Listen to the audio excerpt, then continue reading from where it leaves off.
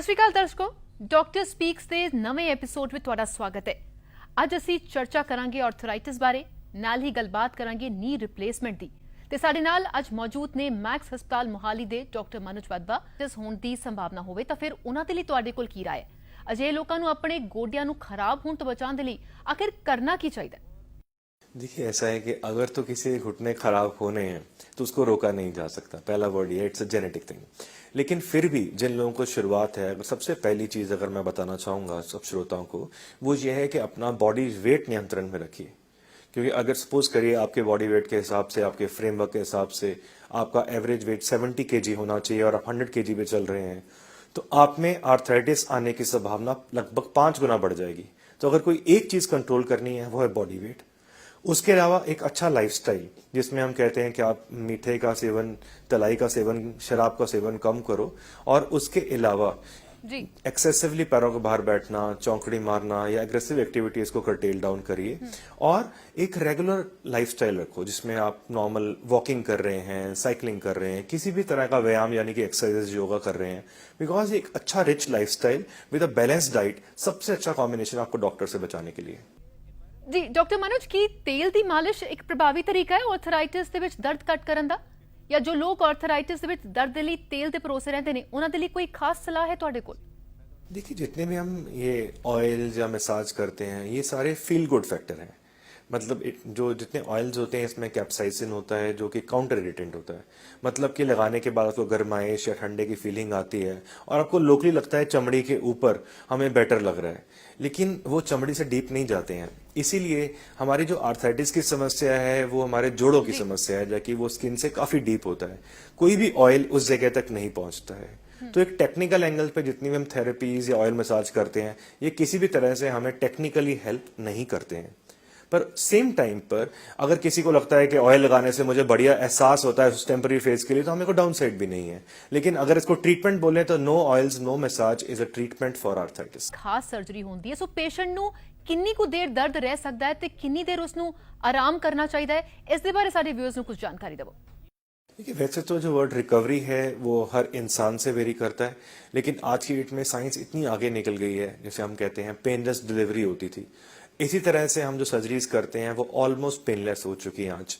Surgery के बाद अगर किसी का घुटना रिप्लेस करना है, रीलाइनिंग करना है, आपने शाम को ऑपरेशन करा है तो सुबह वो इंसान चल सकता है, सेकंड डे वो टॉयलेट सीट और रूम के बाहर जा सकता है, और चौथे पांचवें दिन वो सीढ़ी चढ़ना, कुछ स्टेप्स लेना शुरू कर सकते हैं। तो जो पेन स्कोर्स है मैं बोलूंगा वो आज हम ये समझते हैं कि multi modal pain control systems के साथ हम ऑलमोस्ट 90 to 95% इन चीजों को जीत चुके हैं।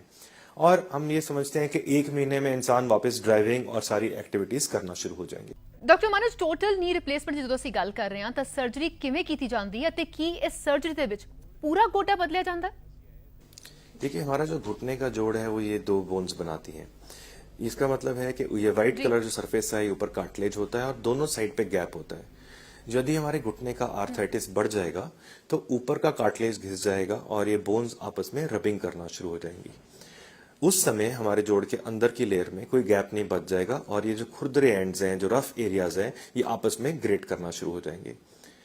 जॉइंट रिप्लेसमेंट यानी कि घुटना प्रत्यारोपण या जोड़ बदलने की बात बोलेंगे तो उसका मतलब ये नहीं है कि नेचुरल प्राकृतिक घुटना निकाल के एक नकली घुटना फिट कर दिया। मतलब कि इसकी ऊपर की जो सतह है, जो ऊपर की लेयर है जो घिस गई है, हम सिर्फ टॉप लाइनिंग रिकैप करेंगे, यानी कि 8 से 10 मिलीमीटर का एरिया रिमूव करेंगे। अगर आप इस मॉडल को देखेंगे तो ये एक रीलाइंड एरिया है जो ब्लैक कलर सरफेस देख रहे हो, यानी कि ऊपर से 8 से 10 मिलीमीटर का एरिया शेव ऑफ किया और उसकी जगह एक नई कैप लगा दी, और वो कैप लगने से इंसान वापस नॉर्मल, उसकी टांगे सीधी हो जाएंगी और वो पहले की तरह अपना चलना फिरना शुरू हो जाएंगे, सीढ़ी चढ़ना शुरू हो जाएंगे, आलती पालती मारना शुरू हो जाएंगे। आप ये समझिए कि वो 99% से ज्यादा अपनी वापस नॉर्मल जिंदगी पे पहुंच जाएंगे। एक गल दसो कि सर्जरी तो बाद MRI करवा सकते हैं?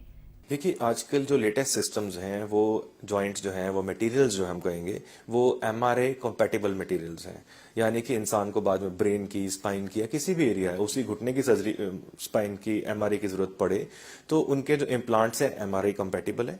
एज अ सिस्टम हम लोग जो है उनको एक स्पेशल MRA कंपैटिबल एक कार्ड देते हैं जो कि अपना एयरपोर्ट्स पे और वो MRA मशीन्स में दिखाते हैं कि तेरे जॉइंट्स आर MRA कंपैटिबल। इस तरह से हर पेशेंट को मैं एडवाइस करूंगा अपने सर्जन से ये हमेशा पूछे पूछें और उनसे लिखवाएं एमआरआई कराने से पहले कि क्या उनके जो जॉइंट्स हैं वो एमआरआई के लिए सक्षम हैं या नहीं। तो मनोज की TKR यानी कि टोटल नी रिप्लेसमेंट की प्रक्रिया विच कोई जोखिम भी हुंदा है? देखिए नॉर्मली जो जॉइंट रिप्लेसमेंट के पेशेंट्स होंगे क्योंकि वो एडवांस एज के पेशेंट्स होते हैं तो सबसे पहले तो मेडिकल फिटनेस बहुत इंपॉर्टेंट माध्यम है। हमें सबसे पहले ये देखना चाहिए कि उनके हार्ट, लंग्स और बाकी चीज़ें सर्जरी लेने के लिए फिट है। उसके अलावा जो है जो कॉम्प्लिकेशंस आ सकती हैं, पहली कॉम्प्लिकेशन है इन्फेक्शन, जिसके लिए आप सुप्राक्लीन सिस्टम लेंगे, एंटीबायोटिक्स यूज करेंगे।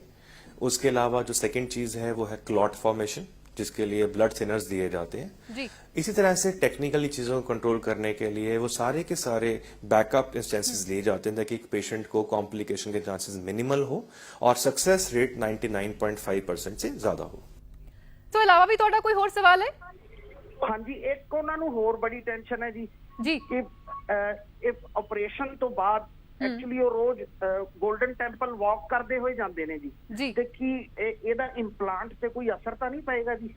ਜੀ ਸੋ ਡਾਕਟਰ ਸਾਹਿਬ ਕੀ ਸਰਜਰੀ ਤੋਂ ਬਾਅਦ ਕਿਉਂਕਿ ਚੱਲਣਾ ਫਿਰਨਾ ਸੈਰ ਕਰਨਾ ਉਹਨਾਂ ਦੀ ਆਦਤ ਵਿੱਚ ਸ਼ੁਮਾਰ ਹੈ ਸੋ ਉਸ ਤੇ ਕੋਈ ਐਸਾ ਅਸਰ ਹੋਏਗਾ?